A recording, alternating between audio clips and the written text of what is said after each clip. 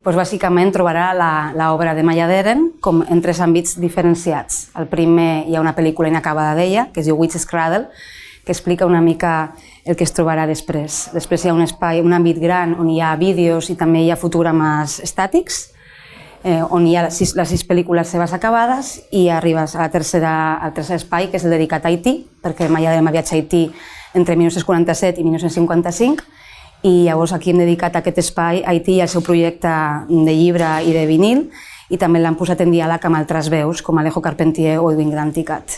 Això és el que es trobarà llavors vídeos, es trobarà imatge fixa i es trobarà textos. I es trobarà textos tractats com imatges també, però també com a textos poètics que cal llegir, o convidem a la gent que es llegeixi.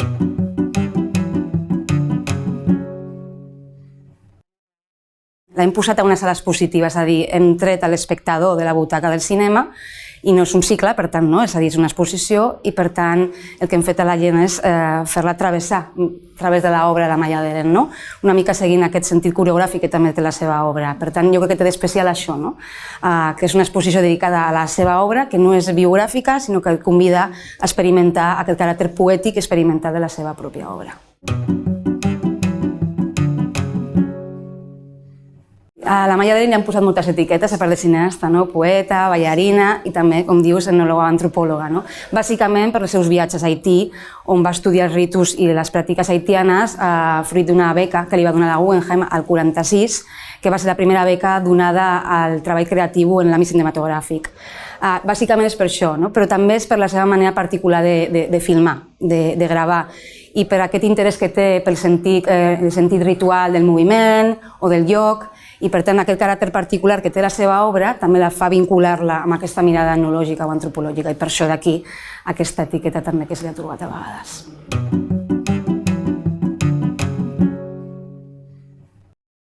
Hi ha qui diu que va establir les bases del cinema experimental independent dels Estats Units, però bàsicament la Maya Deren és una figura icònica del cinema experimental i independent. I hi ha una cita seva que resumeix molt bé això, que diu el meu cinema és altres pel·lícules i que la poesia és la literatura. Per tant, és bàsicament una de les figures fonamentals, no tan sols del cinema experimental estadounidenc, sinó també del cinema experimental del segle XX. O sigui que això és el que suposa. Hi ha una frase molt curiosa d'ella, en una entrevista que li van fer, a l'Esquire, que ella deia, comparant les seves pel·lícules, precisament separant-les del cinema comercial o de Hollywood, ella deia que, a diferència dels pressupostos que tenien les pel·lícules de cinema comercial, o més, el que entenem com a cinema, que les seves pel·lícules tenien quasi el cost d'un pintallavis. Per tant, és això. I també parlava d'imatge en moviment. Per tant, hi ha com una connotació d'una manera de filmar poètica que també ha portat que li posin etiqueta a alguns crítics de cinema trance també. Per tant, és una de les figures més icòniques del cinema experimental del segle XX. És això, bàsicament.